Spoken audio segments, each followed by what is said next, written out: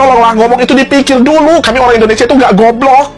Makin sakit hati nih hati orang Indonesia. Saya pengen 1 jam aja menjadi malaikat pencabut nyawa. Karena ada satu pejabat yang paling tinggi di Republik ini yang mau saya cabut nyawanya. Orang ini nggak jelas, ya, mulutnya kasar sama rakyat, narsis. Kalau pidato saya akan tangkap koruptor. Kami sudah berada di jalan yang suci. Tapi giliran rakyat miskin, protes, teriak, kritik, apa dibilang mata kau buram katanya. Padahal yang bayar pajak rakyat. Indonesia kok lain ya? Kita malah dibikin blok, malah dibikin seolah-olah rupiah itu harus menguat. Padahal bukan begitu.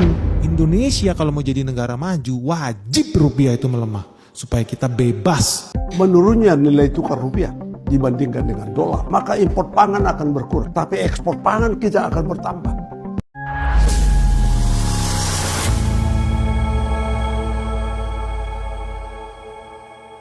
Assalamualaikum warahmatullahi wabarakatuh, saudara-saudaraku sebangsa dan setanah air ya.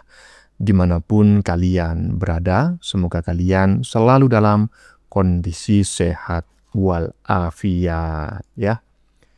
Berjumpa lagi dengan saya di Gaspol Update. Kami bukanlah buzzer pihak manapun, kami hanya menyajikan keputusan ada di tangan Anda. Teman-teman, ini ada video yang menurut saya cukup menarik ya, yakni tentang apa bang, ya kan? Tentang sebentar, tentang kenaikan nilai tukar dolar terhadap rupiah ya, yang hingga kini masih banyak dibicarakan ya oleh netizen ya. Apalagi setelah Prabowo mengatakan ya warga desa tidak menggunakan dolar sebagai alat tukar, ya kan? Iya betul juga. Apa salahnya Prabowo mengatakan demikian? Sebetulnya nggak ada yang salah, ya toh. Hanya saja digoreng sampai gosong oleh sudrun-sudrun yang EQ-nya di bawah 78.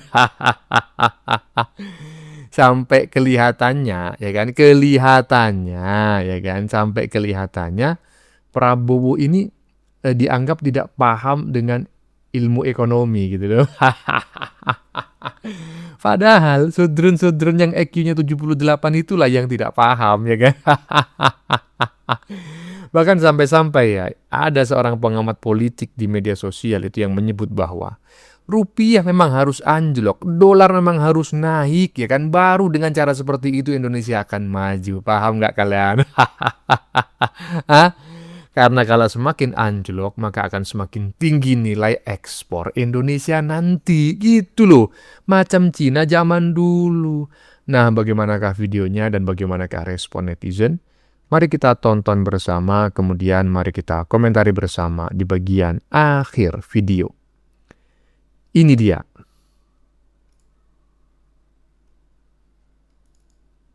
Saya pengen 1 jam aja menjadi malaikat pencabut nyawa. Karena ada satu pejabat yang paling tinggi di Republik ini yang mau saya cabut nyawanya. Orang ini nggak jelas, ya, mulutnya kasar sama rakyat, narsis. Kalau pidato saya akan tangkap koruptor. Kami sudah berada di jalan yang suci. Tapi giliran rakyat miskin, protes, teriak, kritik, apa dibilang mata kau buram katanya. Padahal yang bayar pajak rakyat. Apa tadi? Pingin jadi malaikat pencabut nyawa. Kan udah jadi ternaknya Dajjal, jadi pasukan Dajjal. Ngapain jadi malaikat lagi? Sekelas malaikat itu nggak sembarangan nyabut nyawa orang. Itu disuruh dulu sama Tuhan, baru dia cabut. Nah kalau Dajjal atau ternak-ternaknya Dajjal, pasukan Dajjal menyesatkan orang, masukin orang ke dalam neraka. Nah itu tugasnya emang. Dan yang kedua, tadi lo bilang Pak Prabowo itu mulutnya kasar sama rakyat.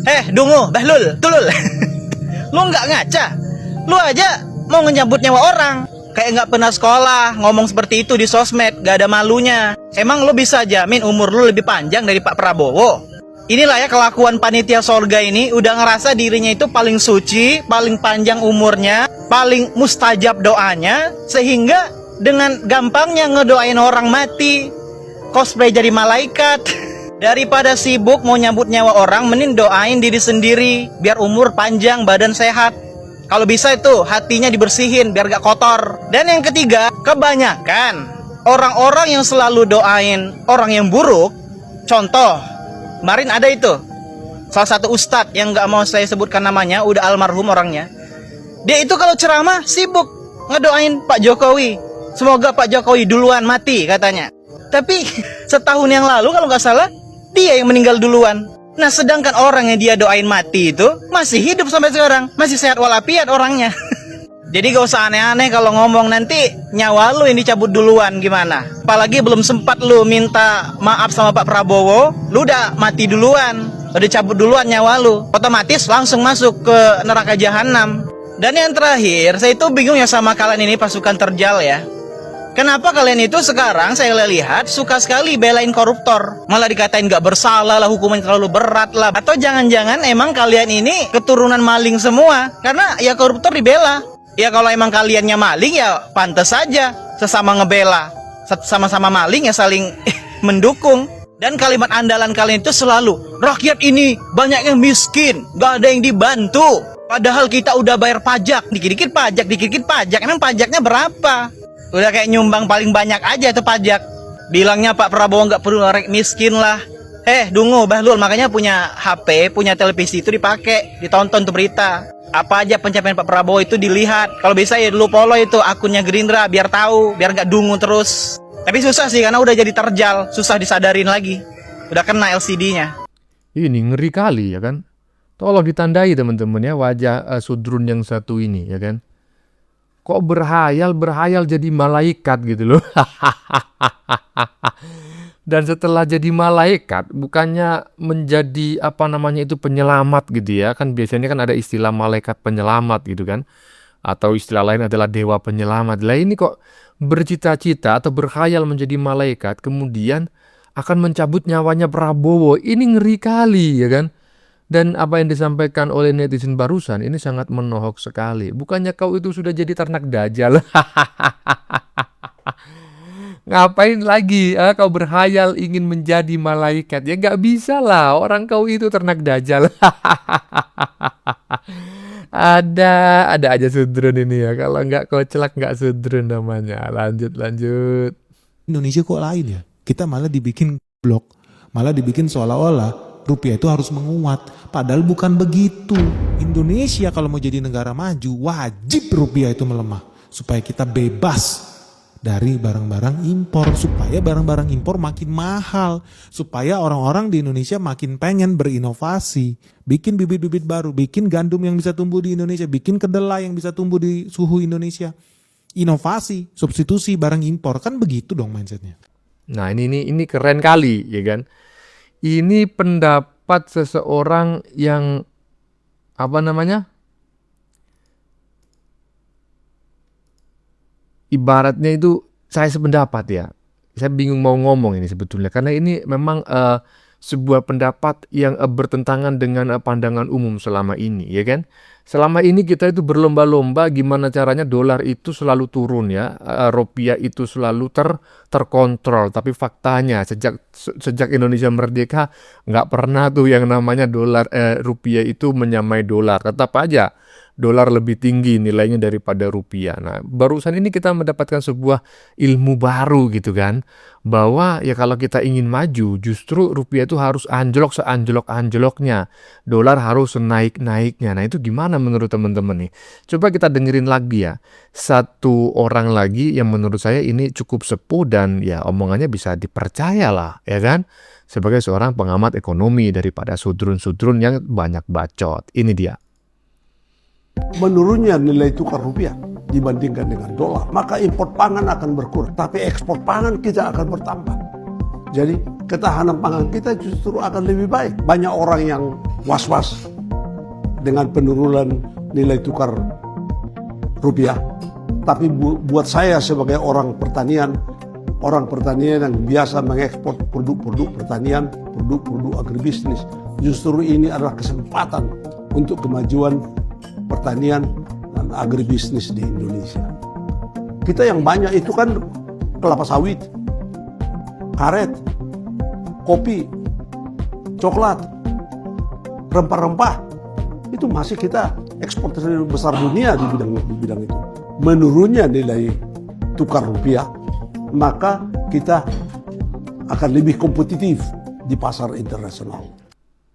Nah, kan ini lebih jelas lagi nih. Kalau nilai dolar itu naik dibanding rupiah, dengan kata lain rupiah itu anjlok, maka impor kita itu akan menurun. Betul sekali, ya kan? Yang nanti yang pusing siapa? Yang suka impor LPG. Tahu ya? Siapa yang suka impor LPG? Ya itu si Chaplin, ya kan? Jadi kalau dolar ini naik, rupiah turun, yang pusing si Chaplin. Karena nanti Indonesia mau tidak mau akan mengurangi impor, ya kan? Segala sesuatu akan dibuat bingung saya ngomong ini. Substitusinya, ya kan? Barang substitusinya di Indonesia, ya kan? Yang selama ini LPG impor diganti dengan bahan dari dalam negeri yang lebih ramah, lebih murah dan lain sebagainya, ya. Coba tengok tuh Iran tuh. Nggak peduli harga cuma 17.000, 20.000. Iran itu $1 ya. Itu kalau nggak salah 1.500.000 real Iran. Justru Iran menjadi negara yang luar biasa saat ini. Bahkan Amerika pun menyerang Iran. Amerika yang keok-keok, ya kan. Jadi menurut saya dua pernyataan netizen barusan ini masuk akal gitu loh. Dan ini adalah pendapat baru. Lanjut. Tolonglah ngomong itu dipikir dulu. Kami orang Indonesia itu nggak goblok. Makin sakit hati nih hati orang Indonesia. Harga dolar naik, orang kampung nggak kena. Oh ya, tolonglah, jangan asal bunyi. Orang kampung itu kan petani jualan beras ya kan, perlu pupuk, petani beli pupuk dibuat di pabrik perlu bahan belinya, pakai dolar. Ngerti nggak lu? Ongkos dari 10.000 jadi 15.000. Justru orang kampung lah yang paling terasa. Mikir nggak lu? Tolonglah ngomong itu dipikir dulu. Kami orang Indonesia itu nggak goblok. Makin sakit hati nih hati orang Indonesia. Iya, ngomong dipikir. Lu juga kalau bacot jangan asal jeplak aja, jangan asal mangap doang, ya kan? Tengok tuh dua pendapat netizen sebelumnya. Lu hanya modal jadi influencer, pengikut banyak, bacotnya kagak ketulungan. Padahal banyak juga yang lu bacotin itu nggak terbukti, gitu loh. Cuma besar bacot daripada tiang kalau menurut orang-orang zaman dulu, ya kan? Nggak salah Prabowo ngomong macam kayak gitu. Justru ini adalah momentum bagi bangsa dan negara ini untuk memperkecil impor dan memperbesar ekspor. Paham nggak kau itu ya? Iya, lanjut. Orang rakyat di desa nggak pakai dolar kok, ya kan? Napoleon Bonaparte pernah menyatakan, "A leader is a dealer in hope." Yang artinya adalah pemimpin itu adalah penyalur harapan bagi rakyatnya. Ketika pidato Pak Presiden Prabowo Subianto disalahpahami oleh orang-orang atau memang ada yang sengaja untuk memframing beliau bahwasannya beliau tidak paham tentang gejolak dolar di dunia ini. Padahal faktanya pada kesempatan itu Pak Prabowo sedang berbicara tentang konteks kedaulatan di dalam negeri seperti kedaulatan pangan dan juga kedaulatan energi. Logikanya sederhana kawan-kawan. Seperti ini maksud Pak Prabowo Subianto itu. Ketika ekonomi domestik kita baik-baik aja, semuanya ada. Pokoknya fundamentalnya baik seperti kita cukup energi dan kita cukup pangan. Maka gejolak yang ada di luar negeri itu tidak akan mempengaruhi secara signifikan untuk negara kita. Nah, maka dari itu pemerintah pada saat ini sedang mempercepat swasembada energi dan juga swasembada pangan. Terbukti pada saat ini kita sudah menggapai swasembada beras yang itu nanti akan diikuti yang lainnya. Dan juga pemerintah mendorong untuk percepatan swasembada energi. Agar apa? Agar kita tidak ketergantungan dengan impor ketika fundamental oke, maka ekonomi Indonesia juga oke. Dan ini adalah merupakan ketegasan dan sikap optimis dari seorang pemimpin. Karena berdasarkan teori psikologi atau manajemen resiko yang digagas dengan Hatfield, yaitu emotional contagion, sikap pemimpin itu menular. Apabila kita memiliki pemimpin yang optimis, maka rakyatnya juga akan optimis. Alih-alih kita akan mengkonsumsi narasi-narasi yang bermuatan fear mongering, dan itu berpotensi untuk menciptakan ketidakstabilan politik di domestik. Ibarat sebuah kapal nih kawan-kawan, Pak Prabowo Subianto itu adalah seorang nahkoda yang harus mengendarai kapalnya. Apabila nahkoda aja udah takut dengan badai, bagaimana nanti keadaan penumpangnya. Nah, begitu. Jadi secara keseluruhan Pak Prabowo sedang berbicara dalam konteks ketahanan domestik, yaitu pangan dan energi. Kalau seandainya pangan cukup, energi cukup, maka penggunaan dolar tidak akan lagi mendominasi. Begitu maksudnya. Bagaimana menurutmu? Nah, ini menarik nih kalau yang ngomong itu Mbak Ririn ya kan. Adem gitu dengernya. Coba bayangin kalau anak-anak Abah, aduh udah pada tuwir-tuwir ya kan. Udah pada kedaluarsa. Nah, inilah kenapa saya itu sangat senang menjadi Ternak Mulyono ya kan. Karena Ternak Mulyono itu selain waras-waras, walaupun ya kan dianggap nggak cerdas, nggak apa-apa, yang penting waras daripada cerdas tapi nggak waras ya kan. Nah, selain waras, bening-bening ya kan. Bagaimana menurut kalian? Keputusan ada di tangan Anda. Silakan tulis pendapat Anda di kolom komentar, baik Anda yang setuju maupun yang tidak setuju dengan isi konten ini. Sebelumnya, saya memohon maaf yang sebesar-besarnya ya, jika dalam penyajian konten ini ada kata-kata yang menyinggung, kurang tepat penggunaannya, atau ada data yang dianggap keliru atau salah, saya memohon maaf yang sebesar-besarnya. Kita jumpa lagi di lain video. Salam NKRI.